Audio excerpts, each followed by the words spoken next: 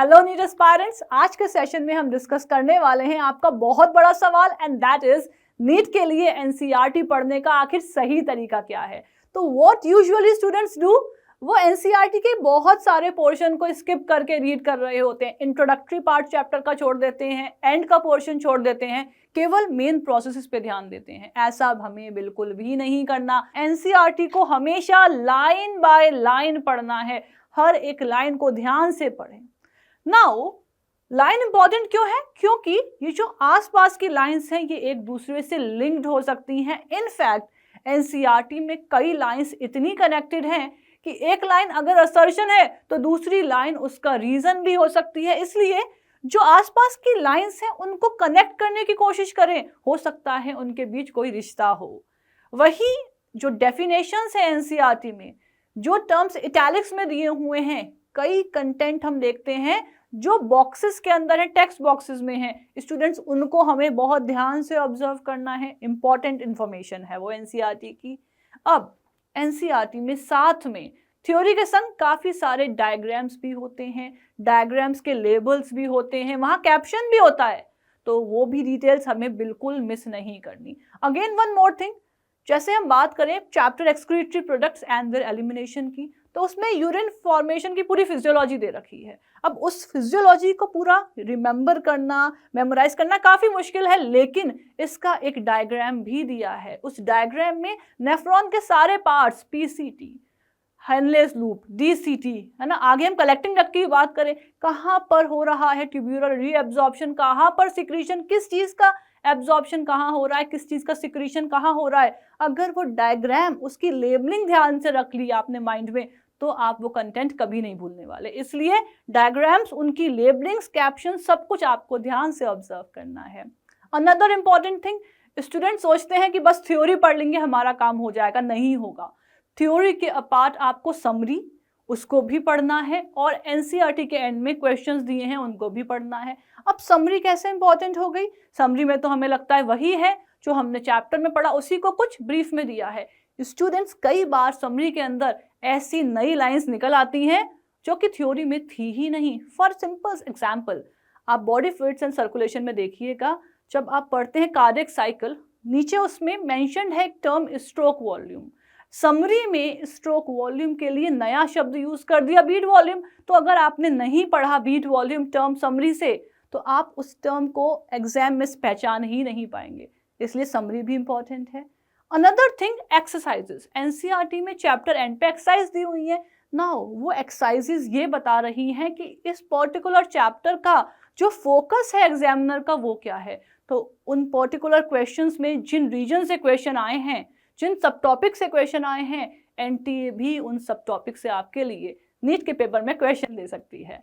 Okay, next, highlighting. तो students जब NCERT को पढ़ना शुरू करते हैं, पहली बार में ही बड़े एक्साइटेड हैं, हाथ में हाइलाइटर और पूरी बुक कलर कर दी। हमें ऐसा नहीं करना है। सेकंड टाइम पढ़ने बैठोगे सब मैस दिखाई देगा। पहली दूसरी रीडिंग में मत हाईलाइट करो। जब आप थर्ड रीडिंग पर आ रहे हैं, सेकंड या थर्ड रीडिंग पर, जब आप फर्स्ट रीडिंग में चैप्टर को डिटेल में अंडरस्टैंड कर चुके हो, उसके बाद अगली रीडिंग में आप हाइलाइटर का यूज करें। नाउ स्टूडेंट्स, हाइलाइटर में भी कलर कोडिंग यूज करें। फॉर एग्जाम्पल, आप येलो कलर फैक्ट्स के लिए यूज कर सकते हैं। जब आपको कोई प्रोसेस हाईलाइट करना है, आप ब्लू कलर यूज करिए। एग्जाम्पल्स के लिए लाइट ग्रीन यूज करिए। तो कलर कोडिंग यूज कर सकते हैं, लेकिन बहुत असेंशियल चीज को ही हाईलाइट करें। पूरी बुक को हाईलाइट हमें नहीं करना, वरना वो मैसी हो जाएगी। Now another important thing, students का एक बहुत इंपॉर्टेंट सवाल, शॉर्ट नोट्स कैसे बनाएं। तो स्टूडेंट्स, अगर आपने चैप्टर अभी एक ही बार पढ़ा है और तब आप नोट्स बनाने बैठ गए तो सब कुछ लिख डालोगे। ऐसा मत करो। चैप्टर को एक बार पढ़ो, दूसरी बार पढ़ो, थोड़ा कमांड आ जाए टॉपिक पर, उसके बाद आप बहुत शॉर्ट और क्रिस्प नोट बनाएं। अब एनसीईआरटी को ध्यान से देखें तो एनसीईआरटी के साइड में बहुत सारी स्पेस है। एनसीईआरटी मार्जिन्स पर अच्छी खासी स्पेस छोड़ती है, उसको इस्तेमाल करिए, वहां पर मार्जिन नोट्स बनाइए। जो इंपॉर्टेंट कंटेंट है उसको एक्सप्लेन करने के लिए बिल्कुल शॉर्ट से, क्रिस्प से मार्जिन नोट्स आप साइड में ही बना सकते हैं। साथ में एक छोटा सा रजिस्टर भी रखें, और उस रजिस्टर में जो प्रोसेसेस हैं उनको फ्लो चार्ट्स के फॉर्म में आप मेंशन करें। जैसे ग्लाइकोलाइसिस है, स्पर्मेटोजेनेसिस है, स्टेप बाय स्टेप। इसके बाद कौन सा स्टेप आएगा? वही साइंटिस्ट के नेम हैं, एनिमल किंगडम के एग्जाम्पल्स हैं, ईयर्स, डाटा, स्टैट्स, किसने क्या डिस्कवर करा, जो भी एनसीईआरटी में दिए हैं ऐसे इंफॉर्मेशन, उसको भी आप नोट करें। नाउ डायग्राम्स, तो जैसा मैंने आपको बताया था डायग्राम इंपॉर्टेंट तो है ही, यहाँ हम एक और टेक्निक की बात कर रहे हैं, that is the picture association technique. जैसे हम मिलर्स एक्सपेरिमेंट की बात करते हैं इवोल्यूशन चैप्टर से, उस एक्सपेरिमेंट पर बेस्ड क्वेश्चन आ सकता है, किस तरीके से उस एक्सपेरिमेंट में प्रिमिटिव अर्थ के एटमॉस्फेयर को सिमुलेट किया गया, ये हमारे माइंड में होना चाहिए। तो हम उस डायग्राम को खुद अपने हाथ से ड्रॉ करें और डायग्राम को लेबल करें। साथ ही कैसे जो फ्लास्क था, वो फ्लास्क स्पार्क डिस्चार्ज फ्लास्क, वो प्रिमिटिव अर्थ की कंडीशन को सिमुलेट कर रहा था, वहीं पर लिख दो। कौन कौन सी गैसेस वहां यूज हुई, वहीं पर लिख दो। तो जब आप उस डायग्राम को रिवाइज करोगे, वो पूरा टॉपिक उस डायग्राम से ही याद आ जाएगा, कहाँ पे क्या लिखा हुआ है आपके दिमाग में बैठ जाएगा। अब बार बार उसको रिवाइज करें। ओके, अनदर जो इंपॉर्टेंट टॉपिक्स हैं, जैसे human reproductive system, stomatal apparatus, इनके डायग्राम्स बनाएं, well labelled neat clean diagram, और बार बार उन डायग्राम से रिवाइज करें। तो इस टेक्निक से आपको बहुत कुछ रिटेन रहने वाला है। ओके, नाउ अगेन स्टूडेंट्स का अगला सवाल ये रहता है, क्वेश्चन प्रैक्टिस हमें कैसे करनी है। तो हमने ऑब्जर्व करा है बहुत अच्छे से, आप सब ये जानते हैं नीट में बायोलॉजी में क्वेश्चंस आ रहे हैं एनसीईआरटी से, उसी कंटेंट को अलग अलग तरह से घुमा के आपको क्वेश्चन दिए जा रहा है। इसलिए आपको नीट लेवल के एमसीक्यूज की प्रैक्टिस करनी बहुत जरूरी हो जाती है। अब आप कहाँ से प्रैक्टिस करने वाले हैं? तो एलिन का मॉड्यूल पिक करिए, उसमें एक्सरसाइज 1, एक्सरसाइज 2, एक्सरसाइज 3 सॉल्व कर डालिए उसके क्वेश्चन को। साथ ही स्टूडेंट्स आपको जो एनसीईआरटी बेस्ड एक्सरसाइजेस मिलती हैं, क्वेश्चंस मिलते हैं, जैसे एलन का एनसीआर, एक्स्ट्रा एज, रेस, इनके क्वेश्चन को प्रैक्टिस करें, जिससे आप एक टॉपिक को अच्छे से मास्टर भी कर सकें और अपने आप को आप क्रॉस चेक भी कर सकें। नाउ अनदर एक बड़ा सवाल बच्चों का ये रहता है कि मैम हमें एनसीईआरटी से एक चैप्टर को आखिर कितनी बार रिवाइज करना है? तो स्टूडेंट्स याद रखें, retention it's directly proportional to revision. जितना रिवाइज करोगे उतना रिटेन करोगे। तो यहाँ से आपको समझ में आ सकता है आपको कितनी बार रिवाइज करना है। अब यहाँ एक सिंपल सा आप एक रूल याद कर सकते हैं, and that is 1313 rule. Now what is this 1313? अभी एक चैप्टर को आपने क्लास में नया नया पढ़ा, सब अच्छे से समझ में आ गया, क्लास में पढ़ा है, पहले ही दिन 24 घंटों के अंदर दोबारा रिवाइज कर लो, दिमाग में बैठ जाएगा।